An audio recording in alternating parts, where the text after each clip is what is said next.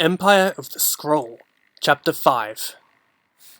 Tuma sat in his chamber, brooding. The news brought back by Branna had been dire indeed.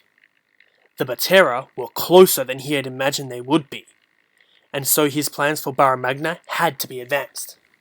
Already he had moved up the date for the attack on Otero, and laid out ambitious plans to seize control of the other villages. If all went well, his troops would control all of Bara Magna before the Batera emerged from the Black Spike Mountains. But any organized resistance by the Glatorian and Agori would put his plans in jeopardy. A rap came on the chamber door. One of his guards entered and said softly, "The one you called is here." Tuma nodded. The guard withdrew. A moment later, another figure entered the room, one who was not a Skrall. Tuma had been approached by this being some time ago, with an offer to provide useful information on the villages and their defences, as well as to act as a go-between for the Skrall and the Bone Hunters. This agreement had so far proved profitable to both sides. "You took a big chance sending me a summons," the traitor said. "What if someone had stumbled on your message? Where would I be then?" "That's not my concern," growled Tuma. "Your safety is your responsibility. The welfare of my people is mine." The traitor looked around the chamber, then gestured toward the doorway that led to the fortified city.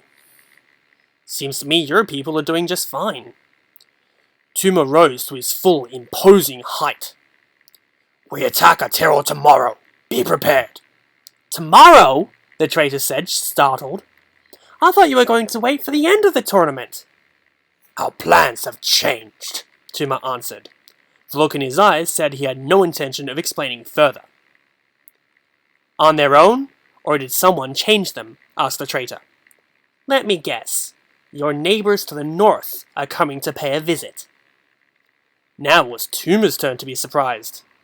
He stalked across the room, grabbed the traitor around the throat, and slammed that being into the wall. "What do you know of the Batera? Speak! Have you betrayed the Skrall to them, as you have betrayed your own people to us?" croaked the traitor, as the Skrall's hand cut off all air. Tuma abruptly let go. The traitor crumpled to the ground, hand massaging a painful throat. "I know a great deal about a great many things," the traitor said hoarsely. "But if you want the benefit of that knowledge, we are going to have to come to a new arrangement." Tuma's mouth curled into a sneer. "Your naked greed ill becomes you." "I don't work for free," spat the traitor. "Not this kind of work, anyway. Now, let's see if we understand each other. You fled south like a pack of frightened rodents because the Batera were decimating your people. Now they're closing in on you again, so you're in a big fat hurry to seize the desert so you can buy some time and space. How am I doing so far?" Tuma nodded, but said nothing. "It's an excellent plan. For old women," the traitor said with a harsh chuckle. "Run until you can't run anymore, and hope your enemy exhausts himself running after you. Tell me, Tuma, have you ever killed a Batera?" "Of course," said the Skrall leader. "How else do you think we learned they are machines, not living things?" The traitor wandered to the back of the chamber, running a finger along the arm of Tuma's throne. "I see. So you downed one by accident and saw it fizzle and spark. And then the Batera killed how many of yours? 100? 200? "Your points, sandworm!" hissed Tuma. My point. "Oh, yes," said the traitor, abruptly sitting down in Tuma's grand chair. "My point is that I know how to kill the Batera, and you don't. And I think that puts a new slant on things around here, doesn't it?" "You will tell me how to kill those things," Tuma said, his voice deathly quiet, "or I will give you to the spigot as a snack. But you will not die. Oh no. We will keep you alive, patch you up, And when you are healed, we will give you to the spigot again. And again. And again. See, there's only one problem, Tuma. Leaning forward in the chair and smiling broadly. You don't scare me. Sure, you can torture me, kill me, but what's in my head stays there.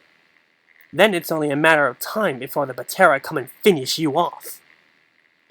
Tuma wanted to bellow in rage. He wanted to tear the traitor's head off and mount it on a pole for all to see. He wanted to storm the villages of Bara Magna, burn them to the ground, and slay the Ogori the way the Batera had slain his people little more than a year before. Had he been but a Skrall warrior, he would surely have done that. But he was more than that. He was the lone surviving Skrall leader left alive, and he had a responsibility to the Empire. What is your price? The Skrall said slowly. And be aware, you tread on dangerous ground. Push too far, and you may find I forget what is in the best interest of my people in favor of what will be most satisfying to myself. The traitor reclined on the throne. No need to worry, Tuma. We both want what's best for the Skrall and the Rock Tribe. Of course we do. And as of today, I no longer work for you. From now on, we're partners. Partners? In what? Asked Tuma. In the conquest of this pile of sand, the traitor replied.